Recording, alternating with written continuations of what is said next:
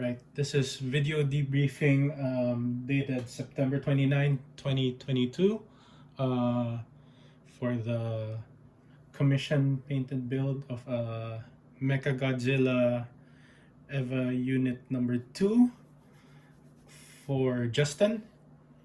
All right, hello Justin, this is Carlo.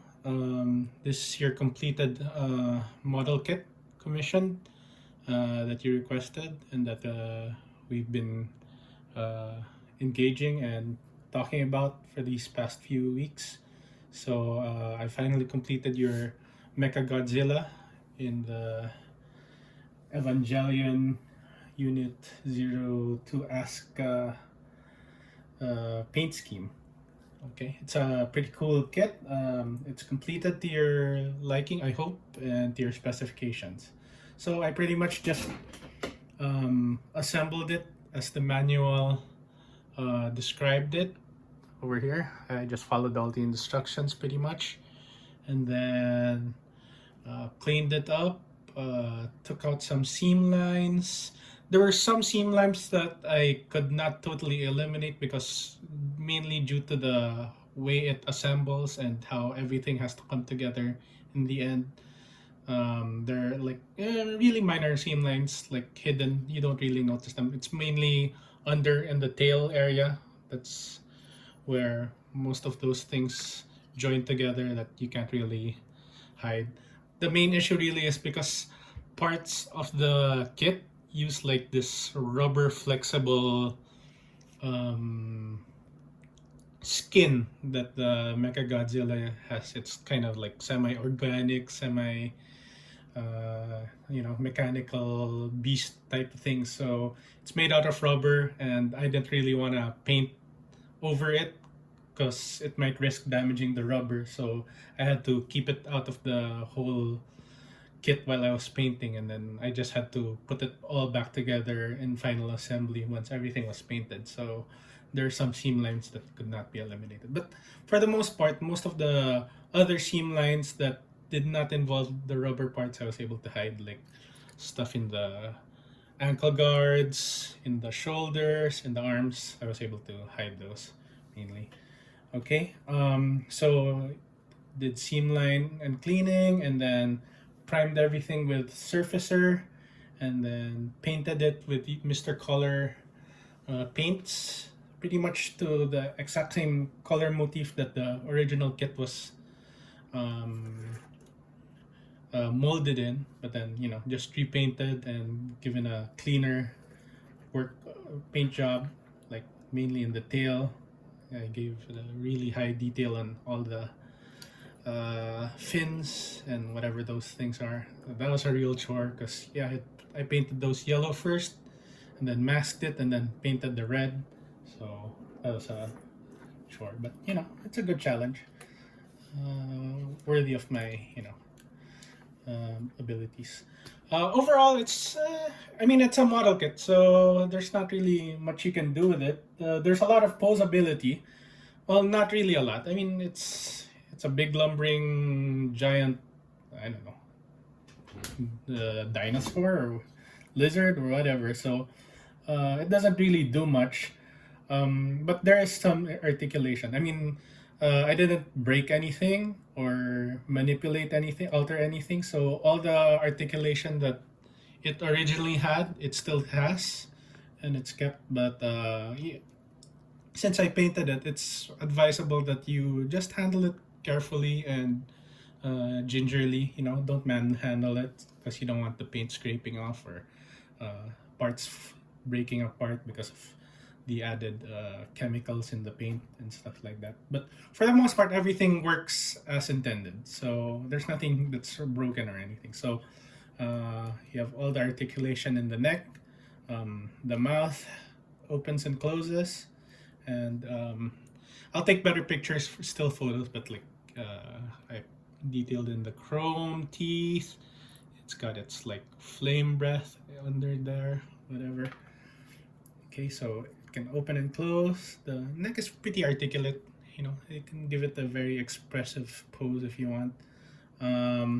It's got its cannon backpack. I don't know what that is. I don't really watch MechaGodzilla or all of the series, so I'm not familiar with all the weapons. But it has this backpack thingy that it comes with. It's got these back, I don't know, thrusters or something. They move a bit, little, so you can mess with that.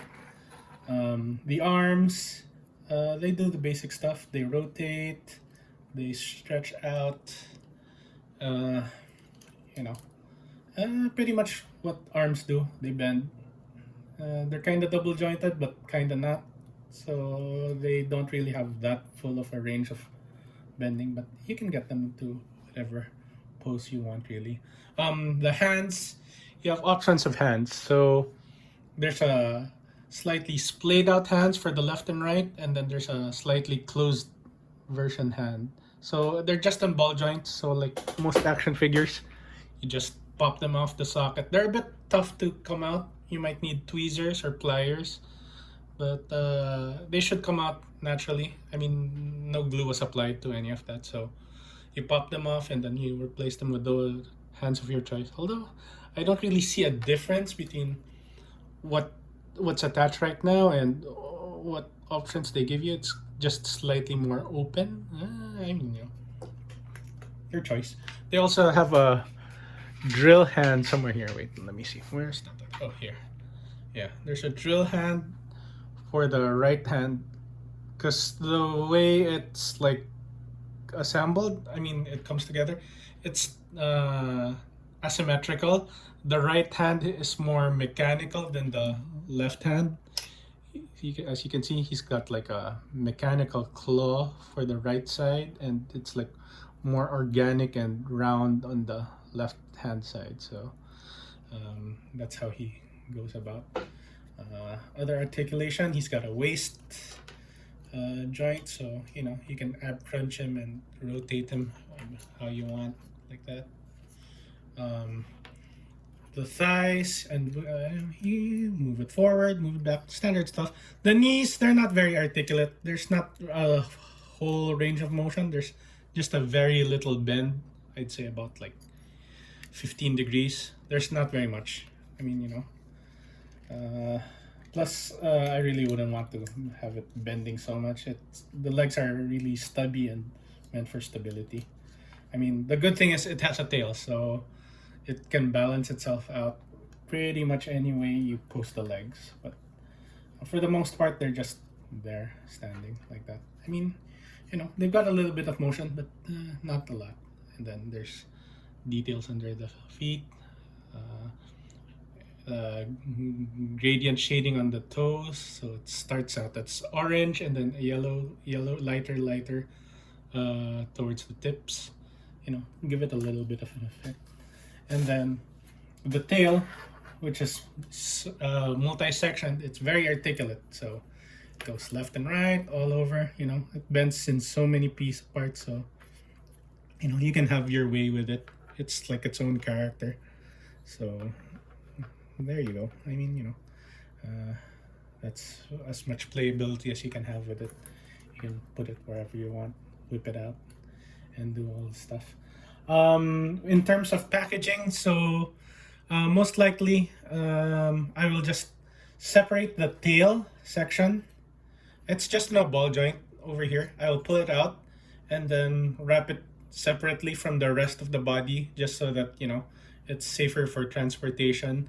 And then I'll pack everything up in like paper and like plastic, and then put some spacing and packaging, peanuts and whatever I've got lying around to stuff the box properly, and have everything stuffed so that everything's compact and not moving around. But for the most part, the main body will be one piece, the tail will be a separate piece, and then I'll put all the other additional pieces like hands and what else do I have here?